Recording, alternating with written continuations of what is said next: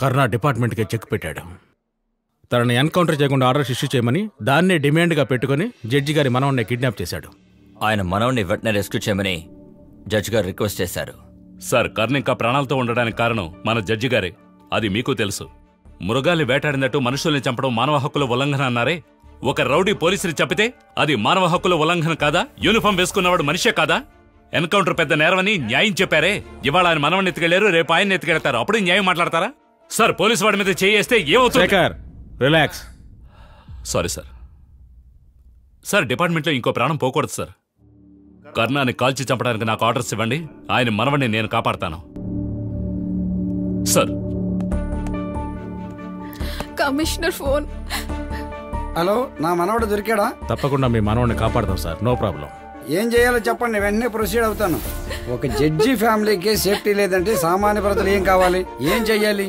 ఇలాంటి రాక్షసుల్ని ఎలాంటి అటాక్ అయినా చేసి నా మనవడు మాత్రం ఎలాగైనా కాపాడు. Chandrasekhar. Yes sir.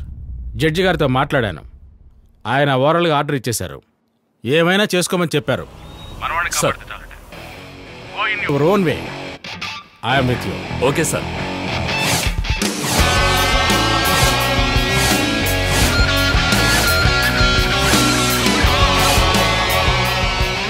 Karthik, judge మనవణ్ణి రిలీజ్ చేసి స్పాట్కి రండి.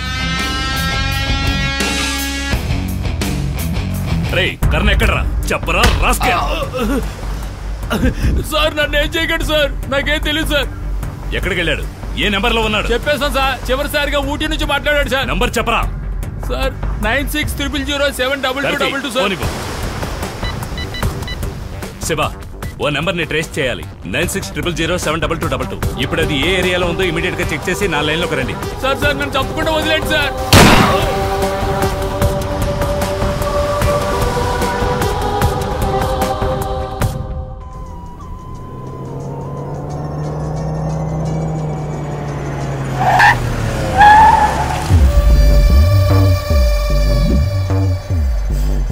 అన్నా నమస్తే. తెలుగా? మా దగ్గర 500 ఎకరాల రబ్బర్ తోట ఉంది. దాన్ని కాస్త అమ్మి పెడితే బాగుంటుంది. కమిషన్ ఇస్తే గవర్నమెంట్ స్థలాన్ని నీకు రాసిస్తా. అదిగో కార్లు ముందు సీట్లో కూడా మన దగ్గర మోసపోవడానికి కూడా వచ్చాడు. ఆడు మొహం ఎలా ఉంటుందో చూద్దాం. నమస్కారం. నాకేం తెలియదు, నన్ను వదిలేయన్నా. నాకేం తెలియదు, నిజంగా చెప్తున్నానన్నా. చెప్పరా, అమ్మాయి కొడుతున్నారు. ఇలా తీసుకురండి రా. లేవరా తోత్తుకోడక.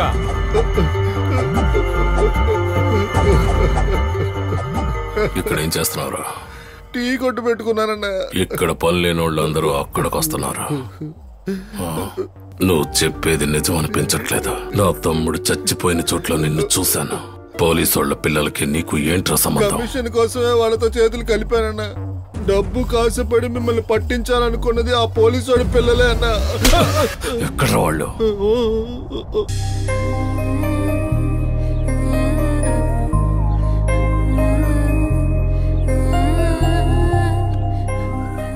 ఏదేమైనా నేను నిన్ను హెల్ప్ అడగకుండా ఉండంటే నువ్వు నీ ఫ్రెండ్స్ జాలీగా ఉండేవాళ్ళు కదా. నా వల్లే కదా నీకు ఇన్ని ప్రాబ్లమ్స్. నువ్వెందుకు ఇప్పుడు ఏడుస్తున్నావు? ఏడవకు, కళ్ళు తుడుచుకో. అంతా నేను చూసుకుంటాను.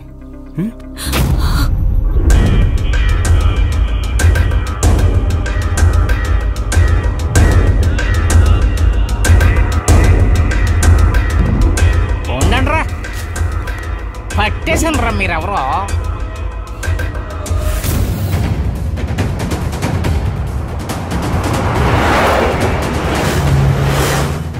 కర్ణాన్ని మాట్లాడుతున్నాను.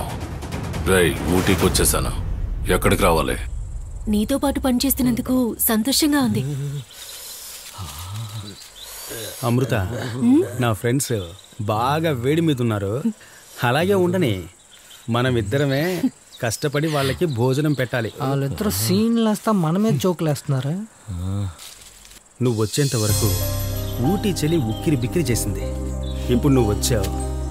అలాగే ఆ 3 కట్టె పుల్లల్ని చలిమంటలుగా వేసి చలి కాచుకుంటున్నట్టుగా చక్కిలి గింతలుగా ఉంది. మండేది మాకేరా. ఎవరు కాదన్నారా? ఆపండి ఆపండి, ఈ ఫారెస్టే.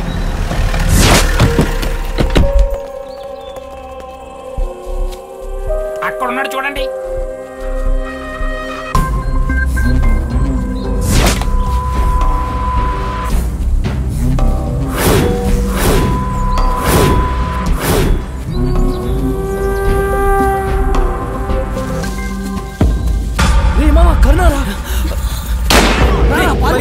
పరిగెత్తండి.